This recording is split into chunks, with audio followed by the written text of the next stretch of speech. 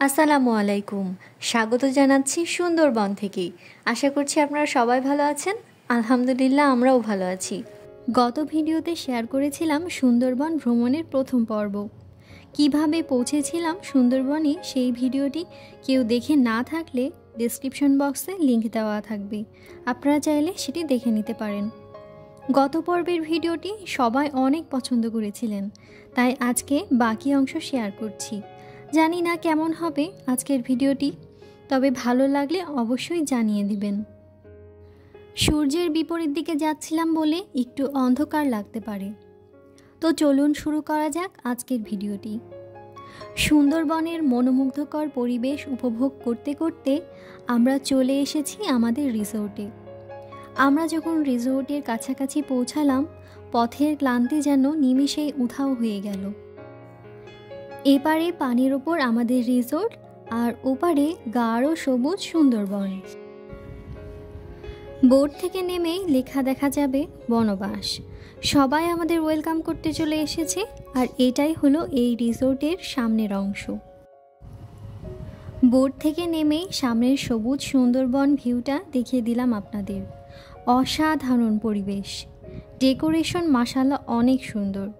আর এই দোলনাটাকে তো আমার দারুণ পছন্দ হয়েছে। মনের সুখে দোল খেতে খেতে সুন্দরবনের ভিউ দেখছিলাম।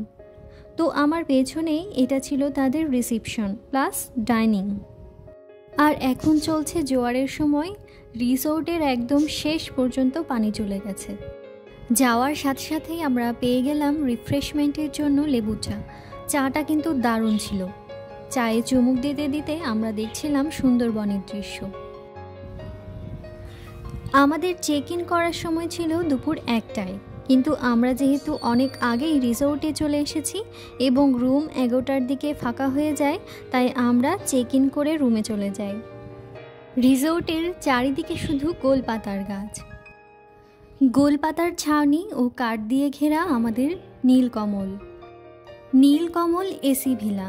আসুন আপনাদের রুমটা একটু ঘুরে দেখাই।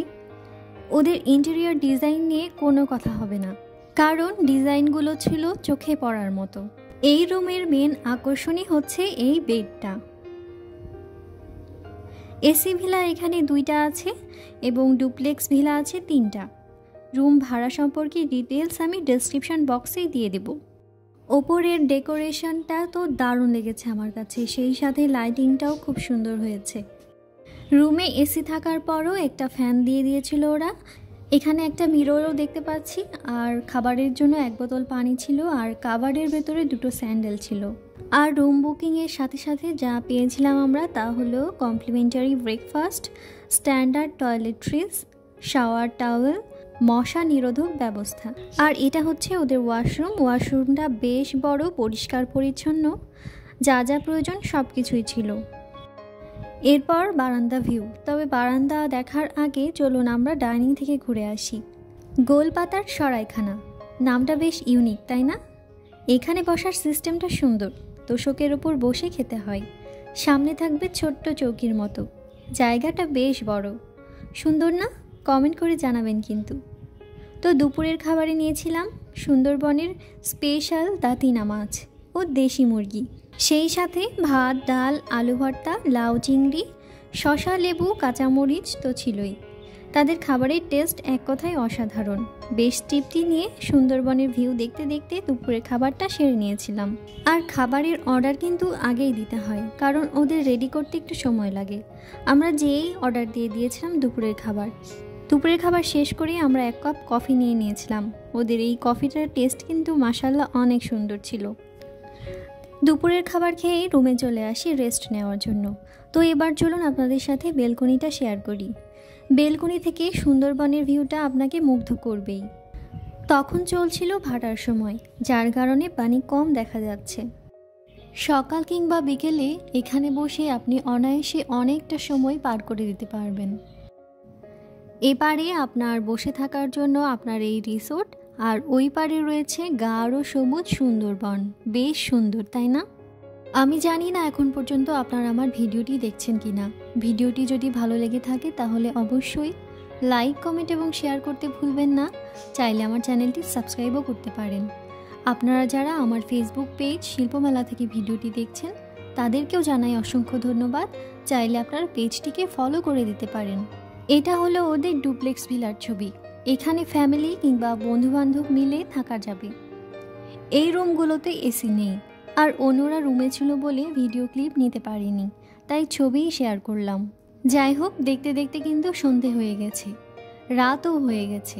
আমরা রাতে বারবিকিউ করেছিলাম আর সেই সাথে ক্যান্ডেল লাইট ডিনার। এই আবছা আলোয় ডিনার করতে ভালোই লাগছিল। ডিনারে ছিল লুচি, ডাল, সালাদ ও চিকেন বারবিকিউ।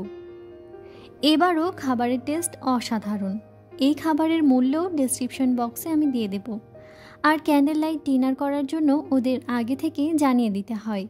ওরা খাবারের সাথে শুধু ডেকোরেশনের চার্জটা অ্যাড করে দেবে। রাতের আকাশে কোটি কোটি তারার মেলা ও হালকা আলোয় দেখতে দেখতে ডিনারটাও শেষ করে ফেললাম।